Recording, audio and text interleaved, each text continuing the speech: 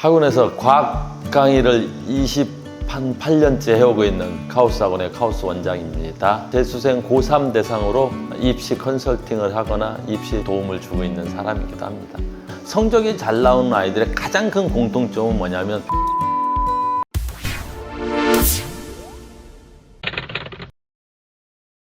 아이들을 어떻게 가르치면 돼요? 방법을 묻는 분들도 되게 많고요. 근데 그거 아주 쉬워요. 뭐 별거 없어요. 부모님이 집에서 책을 읽으시면 돼요.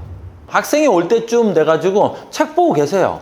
엄마 아빠가 맨날 집에서 핸드폰 하고 놀고 TV 보고 그런 모습을 보면서 입으로는 아이들한테 책 좀 봐라. 넌 책도 안 보냐? 안 보죠. 부모가 안 봤는데 엄마 아빠 핸드폰 하고 있는데 애들이 어떻게 책을 봐요? 그러니까 대치동 부모님들이 주로 이렇게 법원 쪽에 근무하는 분들이 되게 많으세요. 그러니까 우리 학생들이 그래. 우리 엄마 아빠가 그러면 서류만 맨날 봐요. 식탁 위에서 맨날 엄마 아빠가 어렸을 때부터 뭐 법원 문서만 봤대요. 그러니까 자연히 자기도 옆에서 할 게 없잖아요. 그러니까 자연히 옆에서 책을 봤어요. 그런 아이들 저 되게 많이 만나요. 그러니까 어려서부터 그런 모습을 계속 봐왔던 아이들, 그런 아이들이 당연히 독서량이 많아요. 거울 효과예요.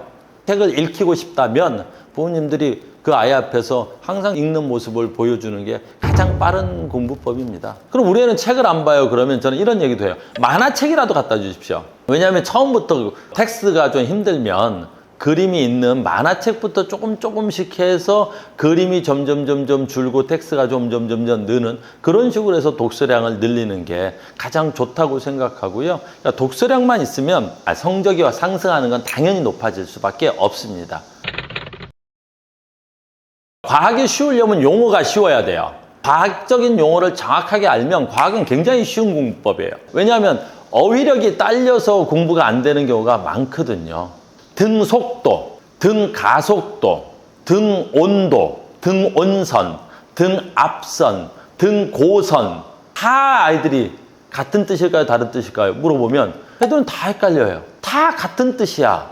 등, 일정하다, 같다. 등 속도, 속도가 같다는 뜻이잖아. 가속도, 등 가속도, 가속도가 같다는 거잖아. 등 온, 온도가 일정하다는 거잖아. 등신, 몸매가 일정한 사람이잖아. 그 등신 같은 놈이라는 건 무슨 뜻이야? 몸매가 일정하다는 사람이야. 여기 아니잖아. 근데 이거를 한자어를 알고 어휘력을 알고 있는 아이들은 그 단어가 공부하는데 어렵지 않아요. 근데 어휘력이 안 되는 아이들은 등 고선, 등 온선이 각각 다르게 느껴지는 거죠. 그러니까 독서가 된 아이들은 상당히 공부를 못하기가 어려워요. 공부는 공식을 외워서 하는 게 아니라 이 공식이 왜 나왔고 이 공식의 원인은 무엇이고 그러니까 생각을 하고 생각의 가장 기본의 단어는 단어고 그 단어라는 뜻이 어디서 왔는지 그런 게 훨씬 더 중요한 것 같아요. 과학 공부를 하는데. 저학년일 땐 크게 차이가 안 나요. 그러니까 독서량이 많은 아이들일수록 중학교에서 고등학교 1학년, 2학년, 3학년 올라갈수록 성적이 상위에 가서 잘 나와요. 저학년일 때는 문제가 많죠. 지문은 조금밖에 안 해요. 이 그림 중 틀린 것을 찾으셔. 2줄, 3줄밖에 안 되죠. 근데 고3 수능 문제를 보면 지문이 이만큼이에요. 시험지의 4분의 1이 지문이니까요. 이걸 읽다가 이런 아이도 있어요.